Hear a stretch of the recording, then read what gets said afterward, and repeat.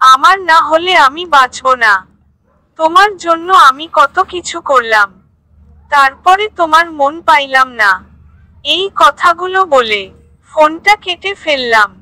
তারপরে দীপালি আমাকে অনেকগুলো কল দেয়, আমি ওর একটা ফোনও রিসিভ করিনি। তারপরে আমি ঘুমিয়ে গেলাম। সকালে উঠে দেখি 119টা কল। এরপরে আমি দীপালিকে কল দিলাম। দীপালির পর সুইচ অফ বলছে। আমি ভাবলাম রাত্রে অনেক জেগে আমাকে কল দিছে, তাই এখন হয়তো ফোন সুইচ অফ করে ঘুমিয়ে আছে। আমি ভাবলাম ঘুমিয়ে যখন আছে আমি এত টেনশন নিব কেন? আমাকে যদি ও ভালোবাসে, ঘুম থেকে ওঠার পর অবশ্য আমাকে কল দিব। এরপরে আমি অফিসে চলে গেলাম। অফিসে যাওয়ার পর যখন 12টা বাজলো, তখন অচিন একটা নাম্বার থেকে আমার ফোনে কল আসলো। আমি ফোনটা রিসিভ করলাম। রিসিভ করার পর আমাকে বলল, আপনি কি রাজু? তখন আমি বললাম, হ্যাঁ আমি রাজু। আপনি কে? তখন আমাকে বলল, আপনি দীপালি নামে কাউকে চিনেন? আমি বললাম, হ্যাঁ চিনি, ওকে তো আমি ভালোবাসি। কিন্তু আপনি কে আর এরকম প্রশ্ন কেন করেন? আমাকে বলে উঠল, আমি দীপালির বান্ধবী। কালকে রাত 2টায় দীপালি বিষ খাইছে, এখন ও আইসিতে আছে। আমি বললাম, এসব কি বলেন আপনি? দীপালি কেন বিষ খাবে? তখন আমাকে বলল, এইসব আমি কি করে বলবো? আপনি দীপালিকে ভালোবাসেন, আমার থেকে আপনি ভালো জানবেন বিষ কেন খাইছে।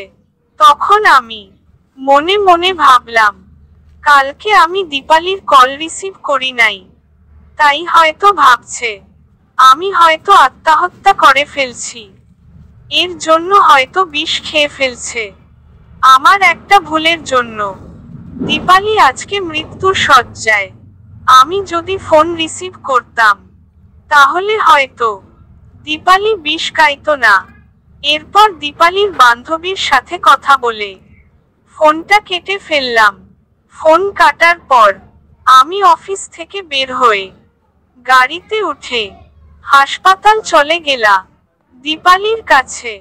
তারপর দেখি দীপালি আর বেঁচে নাই, ও আমাকে ছেড়ে চলে গেছে। দীপালি আমাকে অনেক ভালোবাসতো। আমি কখনো ভাবি নাই দীপালি তুমি আমাকে ছেড়ে চলে যাইবা। অনেক কান্না করলাম, নিজেকে অনেক ছোট মনে হলো আমার মতো খারাপ আর কেউই নাই। তারপর আমি বাড়িতে চলে গেলাম। বাড়িতে যাওয়ার পর মা আমাকে বলল, বাবা তোমার কি হয়েছে? তোমার চেহারা এমন দেখাচ্ছে কেন? মাকে আমি সব খুলে বললাম দীপালির বিষয়ে। মা আমাকে বলল, এরকম ভুল জীবনে আর কখনো করবা না। তোমার একটা ভুলের কারণে একটা মানুষের জীবন চলে গেল। এই বলে মা আমাকে অনেক বুঝালো আর বলল, যা হয়ে যায় তা নিয়ে ভেবে কোন লাভ নেই। যা হয়ে গেছে এটা সমাধান কিভাবে করা যায় সেটা বাবার দরকার। তুমি একটা বিয়ে করে ফেললো বাবা। আমি মাকে বললাম, মা আমি বিয়ে করব না। মা আমাকে বলল, তোর দীপালি চলে গেছে, তোর কষ্ট কেমন লাগে সেটা হয়তো তুই ভালো করে বুঝিস। এখন বিয়ে করার পর তুই দীপালি মনে করে যাকে ঘরে নিয়ে আসবি তাকে নিয়ে জীবন কাটিয়ে দিস। তারপরে মামাকে বিয়ে করালো। বিয়ের পর আমার বউকে আমি দীপালি মনে করে ওকে অনেক ভালোবাসতাম। আর বার্তা ওই আমার দীপালি। সব বন্ধুদের কাছে আমার একটাই রিকোয়েস্ট, আমার মতো ভুল কেউ জীবনে কইরো না। মেয়েদের ভালোবাসা কখনো বোঝা যায় না।